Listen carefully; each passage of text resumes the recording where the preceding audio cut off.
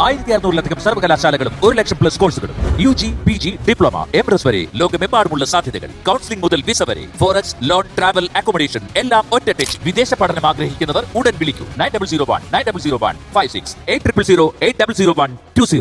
അമ്മേ അമ്മേ അമ്മേ അമ്മേ എഴുന്നേക്കമ്മേ. അമ്മേ അമ്മേ അമ്മേ എഴുന്നേക്കമ്മേ. ഞാൻ വെള്ളം എടുക്കാം. അമ്മേ അമ്മേ എന്താ പറ്റിയേ അമ്മേ? ഉണ്ണീട്ടാ. അമ്മേ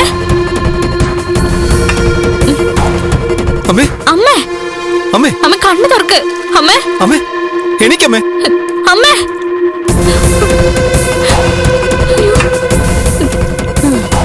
അമ്മേ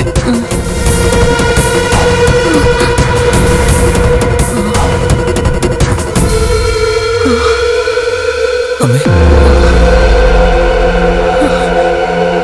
അമ്മേ അയ്യോ എന്താ?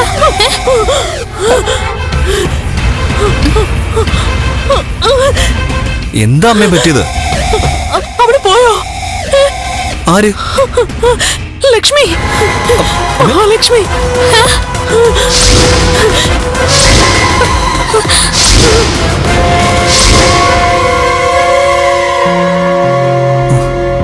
ലക്ഷ്മിയോ?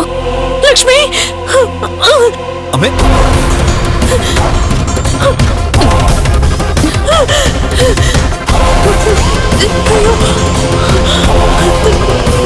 എന്താ അമ്മേ പറ്റിയത്?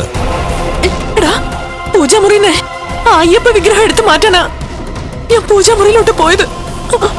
പെട്ടെന്ന് എന്തൊക്കെയോ ശബ്ദം കേട്ടിട്ട് ഞാൻ ആ ശ്രമം ഉപേക്ഷിച്ച് മുകളിലോട്ട് പോവാൻ വന്നതാ.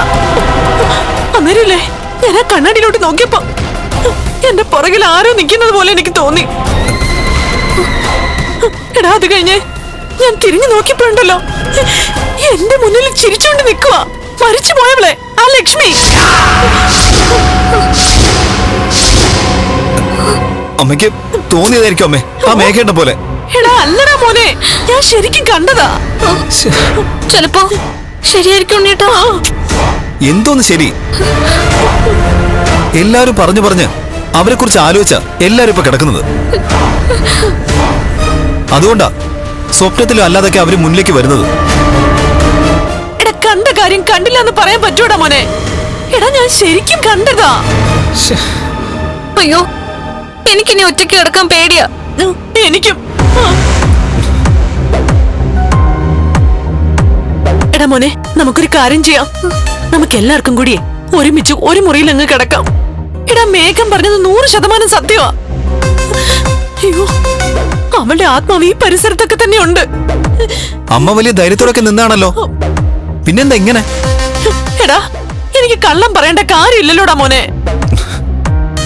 അയ്യോ പ്രേതത്തെ കണ്ട് പലരും പേടിച്ചു നിന്നൊക്കെ കേട്ടിട്ടുണ്ട്. പക്ഷെ ഇതുപോലെ ഞാൻ ഇന്നേ വരെ ഭയന്നിട്ടില്ല.